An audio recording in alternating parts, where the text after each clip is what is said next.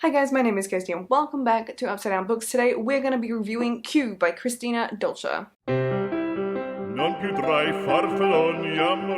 So Q has only recently come out. It came out on the 20th of April for the hardback in Australia, but otherwise I think pretty much everywhere else is coming out on the 30th of April. So it's a relatively new release. Now this is a fantastic dystopian that I absolutely was addicted to when I read it. The story is set in a dystopic near-future America where the main character is married to an absolute Nazi of a man who I just hate him. Oh, he was a horrible character. I really despise him. The main character's name is Elena and she has 2 children. Now in this world, basically the American government is trying to get rid of undesirables, and there are so many parallels drawn and things hinted to and compared to and just throughout the whole story, and it's amazing. Now I was going to do a bit of a vlog review like I did for Dear Mrs. Bird, and I only managed to film a very short section on one day, and then I was too busy and tired and looked like crap and didn't have any makeup on, so that just never happened for the rest of it. So I will show you that footage very quickly just so you can have an idea of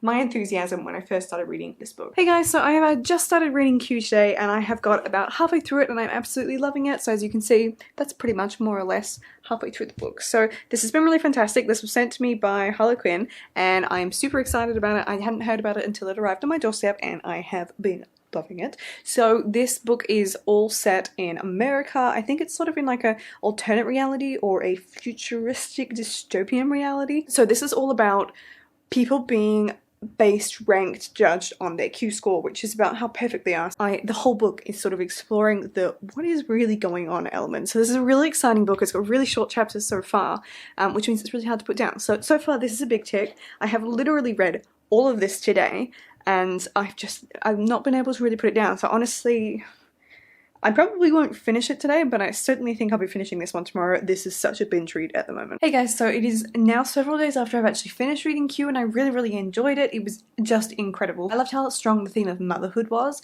and I thought that the sacrifices that Elena makes for her children, in particular Freddie, were really true and something that I could see, God forbid I was ever in that situation, my own mother doing for me. This really followed through with the themes of making you question how important it is to put yourself in other people's shoes and consider how they are impacted by situations, even if you're not impacted by them yourself, but if you're in a position to help them, how you should react in that scenario or respond to that scenario. This is something you should definitely get your hands on if you see it in the shops. So I'm really chuffed with this and I just super enjoyed it and I'm still reeling from it. It was just an amazing story. So to elaborate, in this world there is a new ranking system with the Q number. Now this is not an IQ, this is not about just intelligence, it is about how perfect you are as a human being. So this also incorporates things such as your intelligence, your performance at work, how many days of annual leave you take, and other factors as well. So it does include how your family members perform, or if they are being good people or bad people, and that will affect your IQ score. Not your IQ, that will affect your score as well. Now Elena has a really high Q number and her husband is on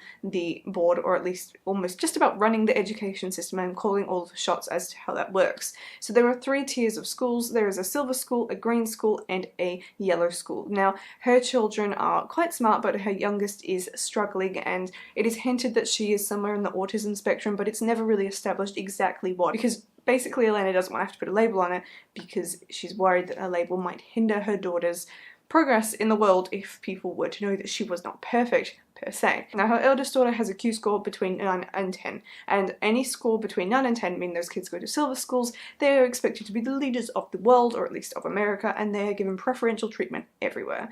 Kids who score between 8 and 9 go to green schools, which is where her youngest daughter Freddie, and is basically the secondary main character in this movie, that's where she goes. But she's constantly struggling, as I've said, and she gets really anxious around the regular testing they do to regularly check where that score is sitting.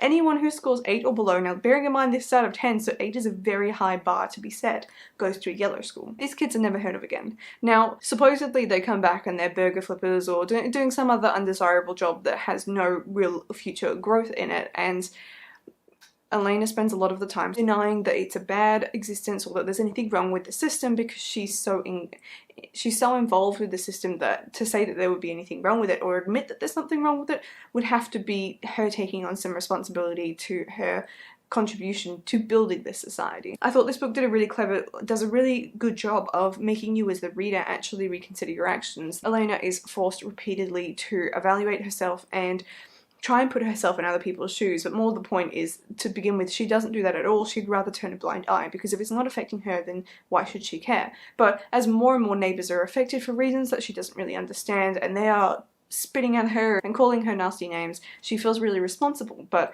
again, to put herself in their shoes would be a real culture shock for her, to say the least. Her youngest daughter ends up scoring below 8, so that she is conscripted in a way to go to a yellow school. And so the whole book is about Elena choosing between family members and life choices and trying to do the right thing, and I guess make up for all the times she hasn't stood in for people when she could have helped them. And it's about uncovering the truth and seeing about what's going on. So it's a really fun story to look at, this sort of government deception, which it always makes a really, really good story, I feel. I found it really gripping. I was really addicted to it because it's written with really short chapters, so it's really hard to put down. Because the chapters are just so short, I kept genuinely tricking myself into just reading one chapter more. It only took me about 2 days to read in the end, and I was anxious the whole time. I just had to know how it ended. I really, really enjoyed the ending as well. I thought it was really satisfying and appropriate, and one of my favourite elements of this book is Elena's family's history. So she comes from a family with German history, and her grandmother is still alive. She's very, very old, and she has all these little pearls of wisdom that she's trying to depart upon her family. But I thought it was fantastic because she was old enough for her to start almost giving Elena forewarnings of what was happening in Nazi Germany and comparing it to what was happening in what is happening in America in the contemporary time of this book. Now, being a history nerd myself, I thought that was fantastic because it rang so true. There are so many ways that you could look at what happened in Nazi Germany and the way that people almost didn't realize how bad it was because you get swept up in a system and you're graded and you're put into parts, and unless you're in one of the bad parts,